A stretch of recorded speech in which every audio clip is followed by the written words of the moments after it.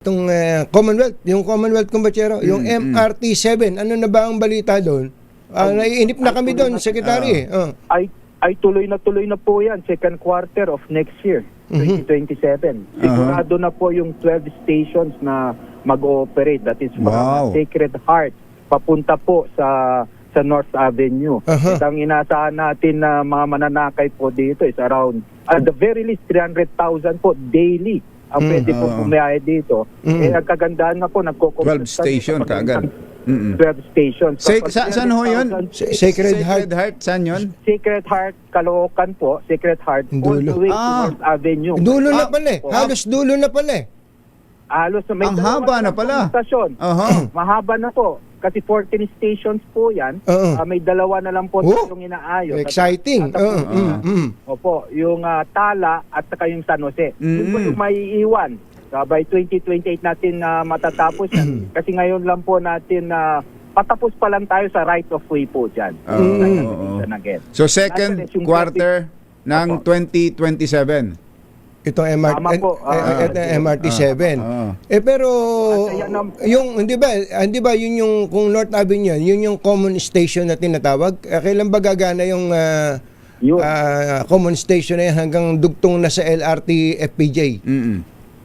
Tama po, kamakailan lang po, no, meron tayong EDC approval diyan sa variation ng common station. Kung maalala nyo po, Kuya Tunying, kinancel po natin yung dating contractor diyan. At kailangan natin yung tinerminate natin yung kanilang kontrata kasi madami na hong delay. So nagkaroon tayo ng panibagong proseso. Finally po na-approve na yung variation order ng LRMC. Sila na po ang magtatapos diyan.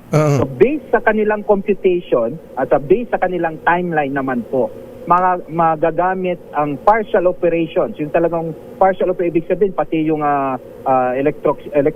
electromechanical system, lahat magagamit ng first quarter of 2028. Pero ang utos ng Pangulo, kapag once nag-start na po tayo sa MRT-7, that is second quarter, kailangan magamit na yung concourse o platform ng common station. Kahit na ma-delay mo na yung signaling. Ang ginawa po ng DOTR, no, tayo po ay inaayos natin yung concourse, yung platform, nag-usap tayo dito sa Trinoma para upang sa ganun, kapag operational na po yung MRT-7, at dadaan sa Trinoma ng common station, dadaan para hindi na papunta sa North Avenue Station naman ng MRT.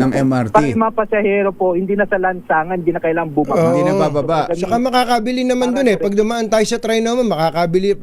Maglagay. Opo. So from MRT-7, pagbaba ng MRT-7, pwede nang tumuloy ng MRT3.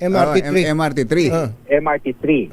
Para at least yung mga papuntang Makati, ayan, top, magagamit nila. Ganda Kasi yan. na po tulad ngayon, mahirap po kasi sa lansangan po, sa baba po dumadaan. Minsan kapag maulan pa, kaya nga naayos natin, nahihirapan ang ating mga pasahero. Yung sa LRT na matagal na naming hinihiling, Secretary, hanggang ngayon ba hindi ba pwedeng kahit na maglakad na lang kami bababa para makakonekta kami sa MRT from LRT?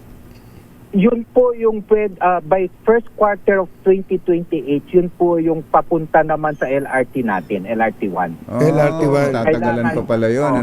Medyo matatagalan po doon kasi ang kailangang ayusin ho doon is more of the signaling. So in other words, bago matapos si Pangulong BBM, bago mag-step down sa June 2028, pwede na ba nating sabihin, makukumpleto na po yung loop na yan, at least doon sa particular area na yon, pag pupunta, interconnected na ang MRT-7, MRT-3, at LRT-1. Tama po, Kuya Jerry, Kuya Tunying. By first quarter of 2028, makakaasa sila ng seamless connectivity and mobility. Pagdating po dito sa ating mga tatlong relays, MRT3, MRT7, and LRT1.